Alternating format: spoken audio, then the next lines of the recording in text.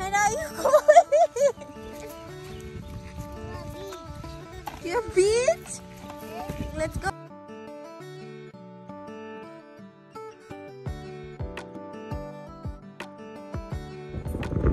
Hello everyone. কেমন আছেন সবাই? আমি Shreyasi from Canada, Bong Essence in কানাডার আরেকটি নতুন ব্লগে সবাইকে ওয়েলকাম জানাই। এতদিনে আমার এত ব্লগ দেখে আপনারা নিশ্চয়ই সবাই বুঝে গেছেন যে সামার আসলেই আমাদের পায়ের তলায় সর্ষে লেগে যায়। ঠিক সেটাই হয়েছে আজকেও। আজকে বাইরের ওয়েদারটা অসম্ভব সুন্দর, একদম রোদ ঝলমলে পরিষ্কার আকাশ, বৃষ্টির কোনো চান্স নেই।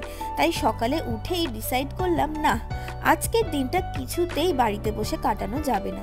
তার মধ্যে আজকে আবার শনিবার, তাই সকাল সকাল চলে এসেছি রান্নাঘরে। ইন্ডিয়ায় ঠিক যেমন আমরা শীতকালে বাড়ি থেকে পোলাও, মাংস, কমলা লেবু বেঁধে নিয়ে কোনো একটা পার্কে বা কোনো একটা সুন্দর পিকনিক স্পটে গিয়ে খাওয়া দাওয়া করতাম, একসঙ্গে কিছুটা সময় কাটাতাম, ঠিক তেমনই ফিল আনার জন্য আমি আজকে সকাল সকাল একটু ফ্রাইড রাইস আর কালকের লেফট ওভার কিছু চিলি চিকেন, সাথে কিছু স্ট্রবেরিজ আর কিছু সফট ড্রিঙ্কস প্যাক করে নিয়ে বেরিয়ে পড়ছি। ভাবছি আজকে একটা বিচে যাব। আজকে স্যাটারডে, সকালে ঘুম থেকে উঠে বাইরে তাকিয়ে দেখলাম আজকে অত্যন্ত সুন্দর ওয়েদার। এমনিতেই এই বছর সামারে আমাদের এখানে প্রচণ্ড বৃষ্টি হচ্ছে, প্রত্যেকটা উইকেন্ডে এখানে বৃষ্টি হচ্ছে। তো আমরা তো ভেবেই পাচ্ছিলাম না যে আমরা বেরোবোটা কবে। তাই আজকে এত সুন্দর ওয়েদার দেখে আমরা ভাবলাম যে না, আজকের দিনটা আমরা ওয়েস্ট করতে পারি না। তো আমরা ওই জন্য সকাল সকাল রেডি হয়ে বেরিয়ে পড়েছি। আমরা এখন একটা বিচে যাচ্ছি। কোথায় তোমার বিচের বাকেটটা? তো নিয়ে আসো, all your bucket and your beach toys. Careful. Got all your toys? Let's go.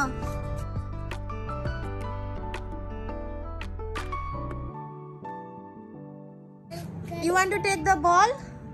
Yes. Go and take the ball there. ওই যে ওইদিকে আছে, দেখো। হ্যাঁ, yes, ওইদিকে।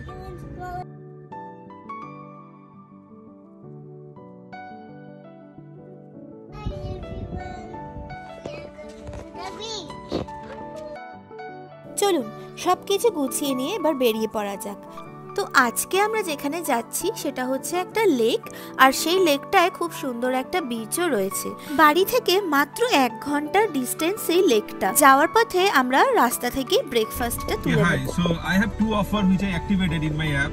So one is that craveable sandwich with an ice cap, and another one is a loaded wrap with a donut. So that এই যে দেখছেন, গাড়িতে বসেই খাবারটা অর্ডার দিয়ে দিলাম এবং গাড়িতে বসেই এই জানলাটা দিয়ে খাবারটা তুলে নেব।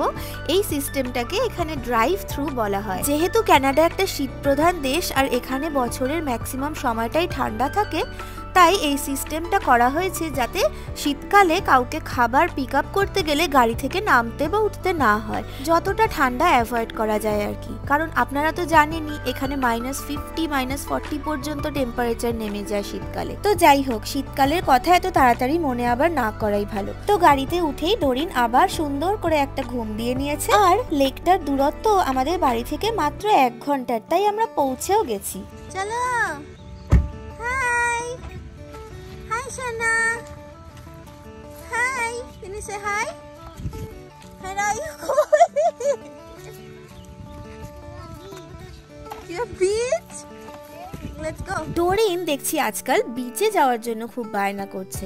আসলে আগের বছর তো ছোট ছিল, অতটাও বুঝতে পারিনি। আগের বছরে যদিও আমরা বিচে গেছিলাম, কিন্তু এই বছরই অ্যাক্টিভিটিসগুলোতে ও বেশি করে ইনভলভ হতে পারছে, তাই জন্য ওর বিচে আসতে খুব ভালো লাগে। এখানটায় বসি, এখানে বসি। হ্যাঁ, you want to swim? দেখুন তো, ওয়েদারটা সুন্দর থাকলে কত কিছু করা যায়। সুন্দর বাইরে সবাই ভলিবল খেলছে, বিচের ধারে জাস্ট বসে বসে একটা বই পড়লেও আপনার দেখবেন কত সুন্দর লাগবে। যা, দাঁড়াও দাঁড়াও, যায় না এখন। আমরা যা। Where is your sunglass? Wear it. why are your sunglasses?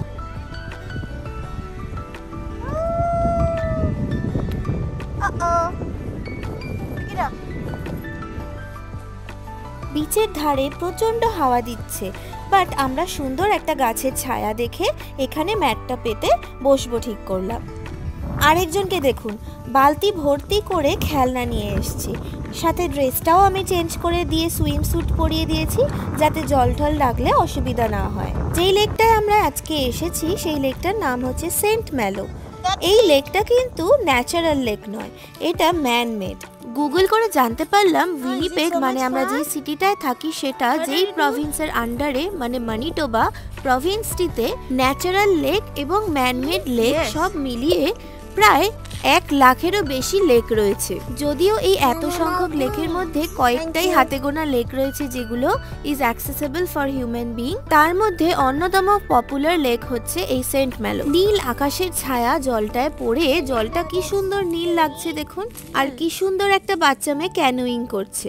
সামারে আমাদের এখানে যে কোনো বিচই উইকেন্ডগুলোতে ক্রাউডেড থাকে, আপনারা তো জানেনই, বিদেশিরা আমাদের মতন তো নয়। আমরা যেমন সামারে বিচে আসি এনজয় করতে, ওরা আসে ট্যান হতে। এখানেও দেখছি অনেকেই এসছে বিচ চেয়ার পেতে রোদের দিকে মুখ করে শুয়ে রয়েছে আর সানবাথ নিচ্ছে। এমন একটা শান্ত সুন্দর পরিবেশে কিছু ঘন্টা কাটানো আমার জীবনে খুব এসেনশিয়াল বলে মনে হয়, কারণ সারা সপ্তাহে যেমন রুটিন বাঁধা নিয়মের মধ্যে রোবটের মতন জীবন আমরা কাটাই, সেই জীবনের মাঝখানে এমন একটা সুন্দর দিন যদি থাকে তাহলে যেন মনে হয় এখানেই পুরো সপ্তাহে এনার্জিটা রিস্টোর হয়ে গেল। সবসময় হই হুল্লোড় না করে মাঝে মাঝে এমন রিল্যাক্সেশনেরও তো দরকার আছে জীবনে, বলুন। চারিদিকে এত সুন্দর পরিবেশ আর বিচের ধারে এত সুন্দর মিষ্টি ঠান্ডা একটা হাওয়া দিচ্ছে, এই ঠান্ডা হাওয়ায় আপনার মাথা আর মন দুটোই ঠান্ডা হতে বাধ্য। আর ডোরিনো এদিকে সুন্দর নিজের মতো খেলে চলেছে। সত্যি বলতে কি, কানাডা বা যে কোনো শীতপ্রধান দেশের বাচ্চারাই এই সামারটুকু সময়ই পায় বাইরে প্রকৃতির মধ্যে খেলার জন্য। তাই জন্য ডোরিন এখন ডে কেয়ার থেকে ফিরলে প্রায় দিনই আমরা ওকে নিয়ে পার্কে যাওয়ার চেষ্টা করি, বা ও কোনো বন্ধুর বাড়িতে খেলতে যায় যেখানে তাদের ব্যাকইয়ার্ডে খেলে, মানে আউটডোরে খেলা আর কি। বা কোথাও না গেলে আমরাই ওকে বাইরে নিয়ে ফ্রন্টিয়ার্ডে বা আমাদের ব্যাকইয়ার্ডে সময় কাটাই। এই বছর সামারে ডোরিনের লার্নিং এর খাতায় বেশ কয়েকটা নতুন পেজ অ্যাড হয়েছে, তার মধ্যে একটা হলো সাইক্লিং। ডোরিন এখন খুব স্মুথলি সাইকেল চালানো শিখে গেছে, ও নিজে নিজেই চালাতে পারে। তাছাড়াও আরও 2টো নতুন স্কিল অ্যাড হবে। কয়েকদিন পর থেকেই ডোরিনের শুরু হয়ে যাবে সুইমিং ক্লাস আর ডান্স ক্লাস। দেখেছেন, এই হলো সমস্যা, সেই থেকে জলের মধ্যে খেলে চলেছে। ডোরিনকে নিয়ে বিচে আসলে ও কিছুতেই জল থেকে উঠতে চায় না। যাই হোক, বেশ অনেকক্ষণ ওর সঙ্গে খেলাধুলা করার পরে ওকে অনেকভাবে কনভিন্স করে ফাইনালি জল থেকে তোলা গেছে। ওই দেখুন, আবার বল নিয়ে খেলা শুরু করেছে। আসলে এখানকার বাচ্চারা যেহেতু বাইরে খেলার খুব একটা সুযোগ পায় না, তাই যখন সুযোগটা পায় তখন সেই সুযোগটা আর সহজে ছাড়তে চায় না। আর আমরাও বারণ করি না, কারণ আবার তো উইন্টার চলে আসবে। এই গোটা এরিয়াটায় ঘুরতে ঘুরতে আমার একটা কোয়েশ্চেন মাথায় এসেছিল, সেটা হচ্ছে উইন্টারে তো আপনারা সবাই দেখেছেন আমাদের এখানে কেমন স্নোফল হয়, পুরো হাঁটু পর্যন্ত বরফ হয়ে যায়। তো এইসব জায়গায় যেখানে আর কি উইন্টারে কেউ যাতায়াত করে না, সেই সব জায়গায় ভাবুন তো উইন্টারে ঠিক কতটা লেভেলের বরফ হয়। কারণ আমাদের বাড়ির সামনে রাস্তাঘাট যা আছে সব তো বরফ পরিষ্কারই করা হয়, কিন্তু এখানে তো কেউ বরফ পরিষ্কার করতে আসে না উইন্টারের সময়। তাই বরফ জমে জমে এখানে তো স্তূপাকার অবস্থা হয়ে থাকে। আর একটা মজার বিষয় জানতে পারলাম যে সামার পড়ার সঙ্গে সঙ্গেই কিন্তু এই সমস্ত প্রভিন্সিয়াল পার্ক বা লেক বা বিচগুলো ওপেন করা হয় না পাবলিকের জন্য, কারণ ওই যে বললাম এত স্তূপাকৃতি বরফ গলতেও কিন্তু সময় লাগে। প্রায় 1 মাস লাগে এই বরফগুলো টোটালি গলে জল হতে। তাই সামারের শুরুর দিকের 1-1.5 মাস কিন্তু এই সমস্ত লেক এবং পার্কগুলো বন্ধই থাকে। চলুন, ডোরিনকে জামা কাপড় চেঞ্জ করিয়ে দিয়েছি, তাও ওকে কিছুতেই জল থেকে তুলতে পারছি না, খালি দৌড়ে দৌড়ে জলের দিকে চলে যাচ্ছে।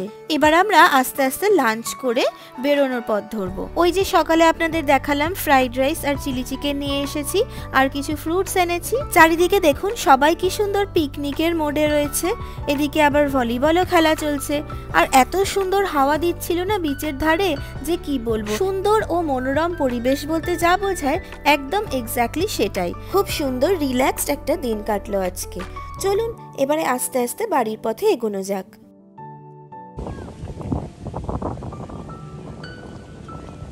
ওই দেখুন, ওই দূরে দেখেছেন, সে এখনো জলে ঢিল ছুঁড়ে চলেছে, কিছুতেই ওকে ফিরিয়ে আনা যাচ্ছে না।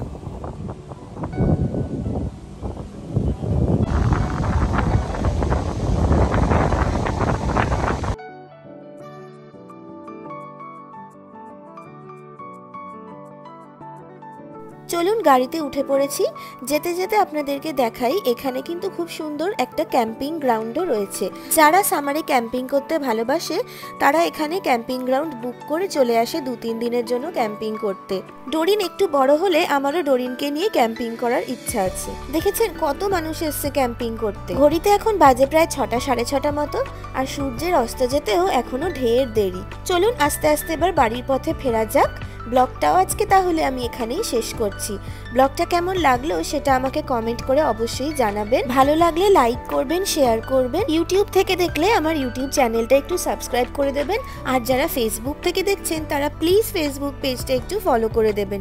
সবাই খুব ভালো থাকবেন। দেখা হবে খুব শিগগিরই আবার পরের একটা ব্লগে। ততক্ষণের জন্য বাই বাই।